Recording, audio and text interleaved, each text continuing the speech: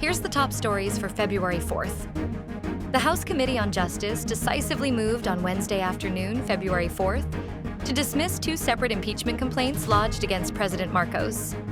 Following separate lopsided votes, the committee, under the stewardship of Chairperson Representative Gervil, Jinky Bitrix Luistro, declared both complaints as insufficient in substance, effectively halting their progress in the legislative body.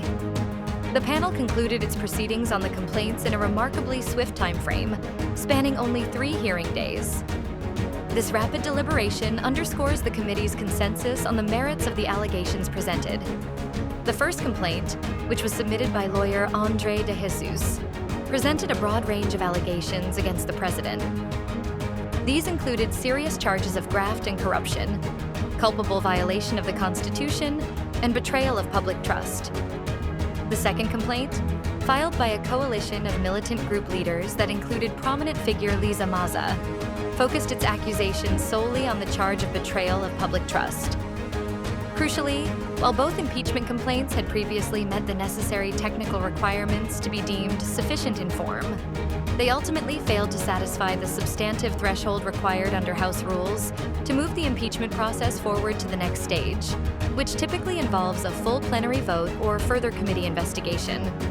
The declarations of insufficient substance mean that the complaints are terminated at the committee level.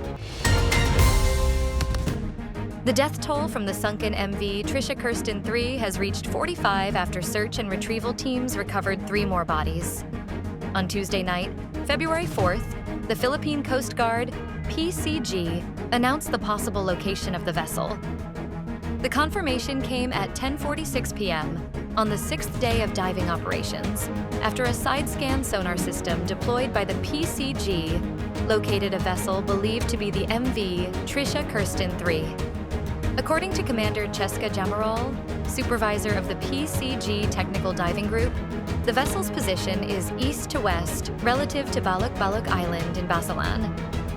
A joint search and rescue team, consisting of personnel from government agencies, local government units, and fisherfolk volunteers, recovered 1 cadaver in the same area on Tuesday. That body is now undergoing identification and proper disposition. The Supreme Court has rescheduled its full court deliberation on the petition of former Congressman Zaldy Co, who is seeking to nullify the criminal charges filed against him related to the 289.5 million peso flood control project in Naujan, Oriental Mindoro. The deliberation, originally set for today, was reset to Wednesday, February 11th. The reason for the postponement was not immediately clear. Typically, however, a resetting is requested by the justice in charge who needs more time to study the case before recommending a course of action to the full court. Co's petition was only raffled to the justice in charge last Tuesday, February 3rd. In his petition to the SC, Co alleges that his right to due process was violated when the Office of the Ombudsman filed charges of graft and non-bailable malversation of public funds against him before the Sandigan Bayan on November 14, 2025. Co is asking the SC to issue a temporary restraining order, or TRO, to halt the proceedings at the Sandigan Bayan and to ultimately nullify the charges. Tropical depression Basyang may intensify into a tropical storm before making landfall over eastern Mindanao, the Philippine Atmospheric, Geophysical, and Astronomical Services Administration said, as the cyclone continued moving southwestward east of Mindanao on Wednesday, February 4th. The center of Basyang was estimated at 735 kilometers east of Hinatuan, Surigao del Sur, at around 10 a.m., moving southwestward at 15 kilometers per hour. It is packing maximum sustained winds of 55 kilometers per hour near the center and gustiness of up to 70 kilometers per hour. PAGASA Assistant Weather Services Chief Chris Perez said Basyang is forecast to gradually intensify while over the Philippine Sea and may reach tropical storm category before landfall. However, the cyclone is expected to weaken back into a tropical depression while crossing the Visayas and may be downgraded into a low-pressure area by Sunday, February 8th. President Donald Trump swiftly signed a comprehensive government funding bill totaling roughly $1.2 trillion, immediately ending the partial federal shutdown that had occurred over the weekend.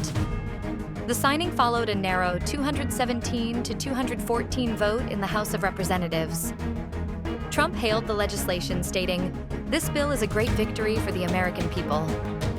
This Tuesday vote concluded Congress's work on 11 annual appropriations bills, ensuring government agencies and programs are funded until September 30th. While resolving one funding conflict, the bill immediately initiated another. Notably, the package only allocates funding for the Department of Homeland Security for a 2-week period, expiring on February 13th.